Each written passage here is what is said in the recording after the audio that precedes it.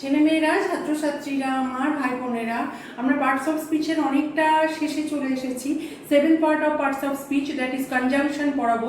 এর আগের video প্রিপোজিশনটা upload করেছি, সেখানে একটা জিনিস আমার বলতে মনে নেই, সেটা হচ্ছে অ্যাপ্রোপ্রিয়েট প্রিপোজিশন সম্বন্ধে। অ্যাপ্রোপ্রিয়েট প্রিপোজিশন কিন্তু মুখস্থ করা ছাড়া কোনো উপায় নেই। ফ্রেজাল ভার্ব যেমন মুখস্থ করতেই হবে, কামিং মানে কি, কাম বাই মানে কি, এর কোনো ফর্মুলা হয় না। কিছু কিছু জিনিস মুখস্থ করা ছাড়া, ম্যাথামেটিক্সেও তো ফর্মুলা তোমরা কি মুখস্থ করা ছাড়া কিছু করতে পারবে? ফিজিক্সের সূত্র কি পারবে? তেমনি এখানে ইংলিশের ক্ষেত্রে appropriate preposition, phrasal verb, idiom, কিছু জিনিস আছে যেগুলো তোমাকে মনে রাখতেই হবে, মুখস্থ করতেই হবে। তো কিন্তু অ্যাপ্রোপ্রিয়েট প্রিপোজিশনগুলো একটু পড়ো, যদি কোনো সমস্যা হয় আমাকে অবশ্যই জানিও। Now I am here for conjunction. এখানে আজকে কনজাংশনটা পড়াবো। কি কনজাংশনটা কি? Conjunction is a word which is used to join two words or phrases or sentence. কনজাংশনের কাজ হচ্ছে এমন একটা শব্দ যেটা দুটো শব্দকে, দুটো ফ্রেজকে বা দুটো সম্পূর্ণ বাক্যকে যোগ করে, সেটা হচ্ছে কনজাংশন। ঠিক আছে, আমি একটা এক্সাম্পল দিচ্ছি। The weather was fine. The weather was fine. The sea was calm. আবহাওয়া ছিল সুন্দর, সমুদ্র ছিল শান্ত। Two independent sentences. The weather was fine, এর একটা আলাদা অর্থ আছে। The sea was calm, সমুদ্রের একটা আলাদা অর্থ আছে। তোমাকে জুড়তে হবে সেন্টেন্সটা। তখন তুমি কি করবে দেখো, এটা তোমরা জানো। The weather was fine and the sea was calm. এখানে and হচ্ছে কনজাংশন। ঠিক আছে, the weather was fine and the sea was calm, এখানে দুটো ইন্ডিপেন্ডেন্ট সেন্টেন্সকে এই জয়েন করছে। এটা হচ্ছে কোঅর্ডিনেটিং কনজাংশন। and এখানে হচ্ছে কোঅর্ডিনেটিং কনজাংশন। কোঅর্ডিনেটিং কনজাংশন ব্যাপারটা আবার তাহলে কি হলো? কোঅর্ডিনেটিং কথাটা কোথা থেকে এলো, এই কনসেপশনটাও তোমাদের জানতে হবে। এগুলো কিন্তু আমরা এত ডিটেইলসে কেউ পড়ি না, ভাবি না, অথচ ইংলিশ গ্রামারে কিন্তু এগুলো হচ্ছে ট্রিকি জিনিস। What is a coordinating conjunction? A conjunction used to join two independent clauses or two independent equal important sentence is called a coordinating conjunction. যখন দুটো সমান গুরুত্বপূর্ণ বাক্যকে জয়েন করছে, সেইটা হচ্ছে coordinating. This weather was fine, এই বাক্যটা সম্পূর্ণ বাক্য, এখানে কিছু না জুড়লেও এটা সম্পূর্ণ। দ্য সি ওয়াজ কাম, এটাও একটা সম্পূর্ণ বাক্য, কোনো কিছু না জুড়লেও এটা হচ্ছে সম্পূর্ণ। দুটো সম্পূর্ণ বাক্য যেটার সম্পূর্ণ অর্থ রয়েছে, সেইটা হচ্ছে কি না coordinating conjunction.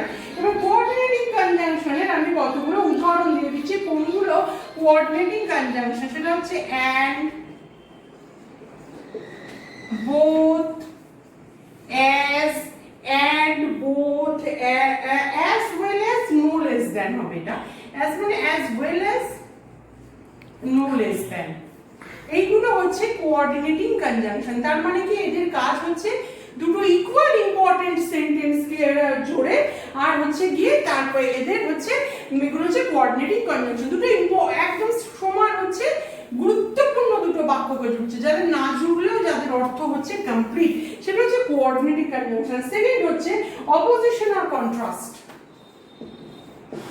Opposition or contrast.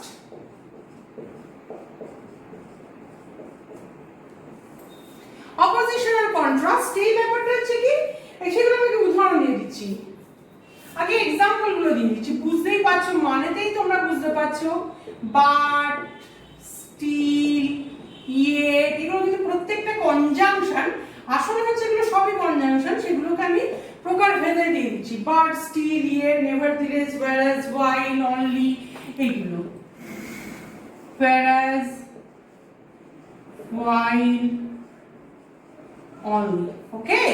এগুলো হচ্ছে কি না, দুটো বিপরীত ধর্মের সেন্টেন্সকে, দুটো বিপরীত অর্থের সেন্টেন্সকে এরা জয়েন করছে। যেমন একটা এক্সাম্পল এবার দিয়ে দিই।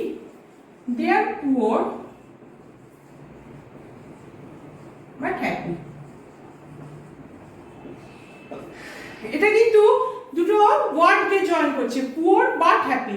দে are poor but they are হ্যাপিও লিখতে পারি আমরা, বাট দে আর হ্যাপি এরকমও লিখতে পারি। দে আর পুয়ার একটা সেন্টেন্স, দে আর হ্যাপি একটা সেন্টেন্স, জয়েন করছে they are poor but they are happy. সেটা না বলে they are poor but happy. আমি কনজাংশনের সংজ্ঞাতেই বলেছি, দুটো শব্দকে, দুটো ফ্রেজকে বা দুটো সম্পূর্ণ বাক্যকে যদি জয়েন করে সেটা হচ্ছে কনজাংশন।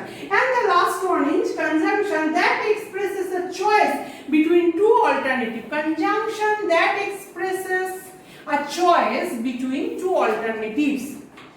কথাটা লিখে দিচ্ছি, conjunctions that expresses a choice between two alternatives. ওকে, যে কনজাংশন দুটো অল্টারনেটিভের মধ্যে আইদার এটা হবে বা ওটা হবে, এইগুলোকে মানে বলছে, সেটা তোমরা বুঝতেই পারছো কোনগুলো হবে। অর হবে, আইদার অর হবে, নাইদার নর হবে। এগুলো তো এক্সাম্পল দিয়ে বুঝতেই পারছো। আর কি একটা হতে পারে, এলস হতে পারে, আদারওয়াইজ হতে পারে।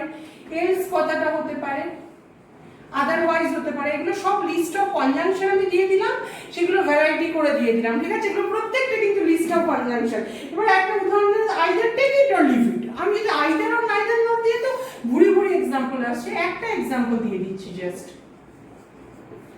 Either take it or leave it. Okay, তাহলে এই হচ্ছে কনজাংশনের ব্যাপার। কনজাংশন আর একটা যেটা আছে, কনজাংশন বাই হুইচ, কি হচ্ছে না, by which one statement or fact is informed from another. একটা স্টেটমেন্ট আর একটা স্টেটমেন্টের মধ্যে যোগসূত্র কনজাংশন করে, সেটা হচ্ছে ফর। এবার আমি একটা কথা তোমাদের বলি, আমি যে এক্সাম্পলগুলো তোমাদের দিলাম, মেনলি এক্সাম্পলগুলো মনে রাখবে। কনজাংশন এরকম ডিফারেন্সিয়েট করে আসে না, যে কনজাংশন কন্ট্রাস্টিং কনজাংশন বা কোঅর্ডিনেটিং কনজাংশন দিয়ে এটা সাধারণত দেয় না। আমি জাস্ট ডিফারেন্সিয়েটটা করে দিলাম, just because your conception should be clear, that is coordinating conjunction, that is contrasting conjunction, and that is conjunction which is a choice between the two. আর যেটা কনজাংশন রয়েছে সেটা হচ্ছে রিজন, যেমন ফর, সো, এইগুলো। তার মানে মেনলি হচ্ছে তোমরা লিস্টটাকে মনে রাখবে। তাই কনজাংশন এখানে কমপ্লিট, এর বেশি এখানে কোনো ভ্যারাইটি নেই। আমি নেক্সট ভিডিওতে হয়তো ইন্টারজেকশন নিয়ে একটু কিছু বলে আমি আবার অন্যদিকে এবার চলে যাব। তোমরা ভিডিওগুলোকে সাবস্ক্রাইব করো, শেয়ার করো এবং অবশ্যই নোট খাতা করো। কোনো সমস্যা হলে অবশ্যই আমাকে ইউটিউবে কমেন্টসে লেখো। কোনোটা সমস্যা হলে বা আমার কোনো কিছু তোমাদের বোঝানো ভালো না লাগলে অবশ্যই কমপ্লিমেন্ট দাও, বলো, আমাকে সাজেশন দাও। I will try my level best to improve this channel. Okay, ভালো থেকো।